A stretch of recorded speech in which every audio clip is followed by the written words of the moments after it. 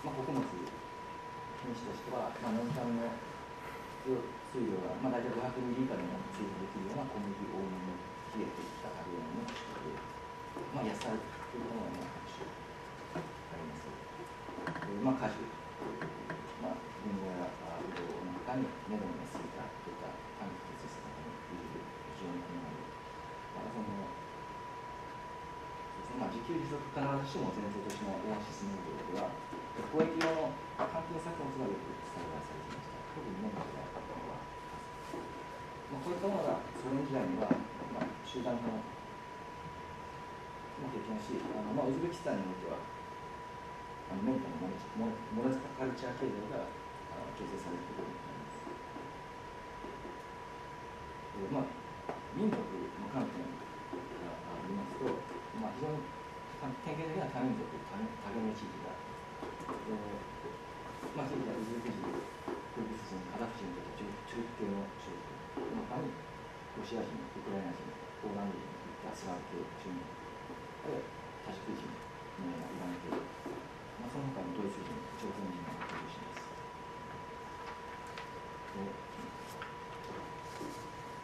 特に北部の遊牧民社会、南部の低住民社会といった構図で語られることが多かったと思いますが、特にカザフスタンやカザフ人やクルギス人、キ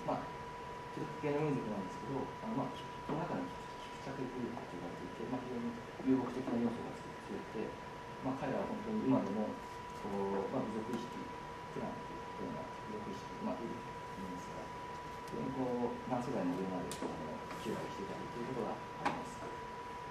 それに対してウズベク人は、ウズベキスタンというのは非常に強力なオアシス国家、ブハラであるとか、そういった国が栄えた地域でして、血縁というのが非常に重要ではあるんですけども、それ以上に、アイデンティティとしては、土地、住んでいるですね、サマルカンド人であるとか、アンジャン人であるとか、そういう意識が非常に昔から強かったということは言われています。教育もいろいろあるんですけど、ウズベク人というのが、中国のウイグル人の非常に積極的に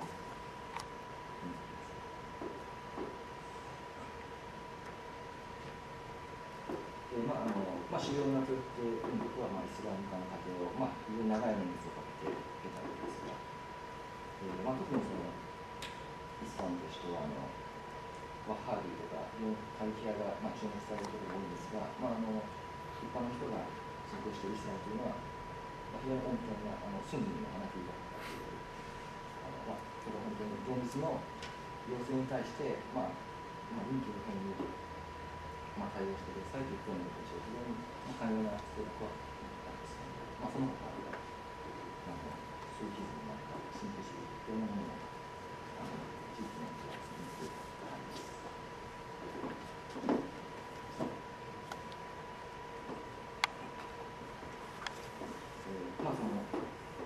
経済的な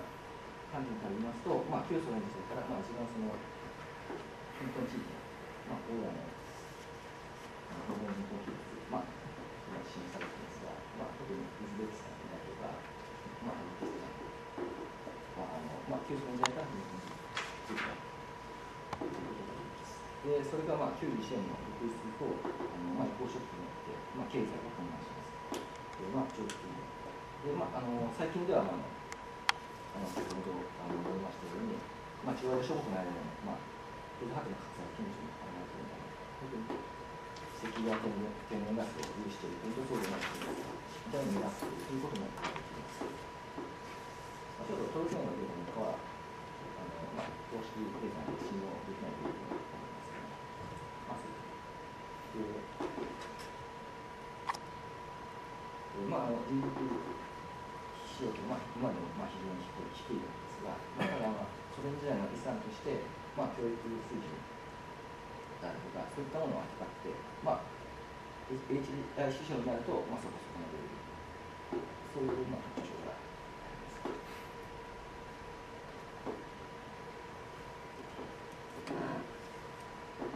本当にソ連時代には教教育や医療が無償で供与されていたんですが、モスクワからの攻撃に打ち切られて以降は、緊縮在する生活サービスの強化を招いたということが言われています。例えば健康教育網の必須割合というのは、ウズベキスタンの減少傾向に健康というのは医療です。そうです。このように慣習経済のインフォーマルな社会保障機能に注目した背景には、現実問題としての旧ソ連中央アジア諸国の直面する厳しい経済的環境があった。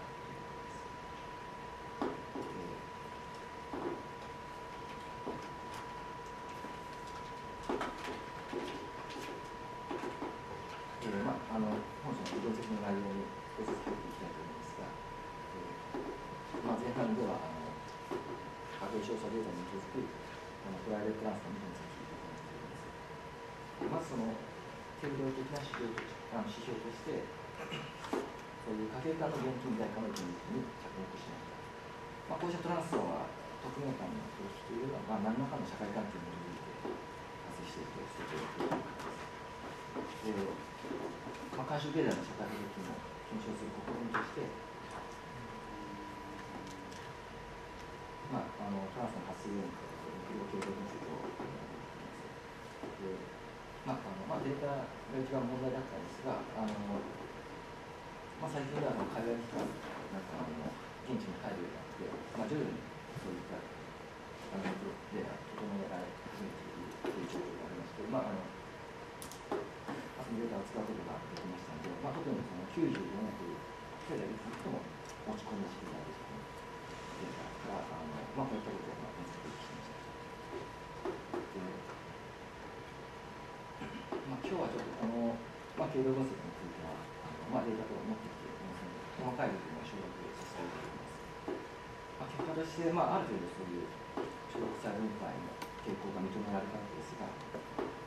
ただ例えばプライベートトランスファーを発生させる主体感を媒介するような社会的仲介の具体像、あるいはそれらの形成する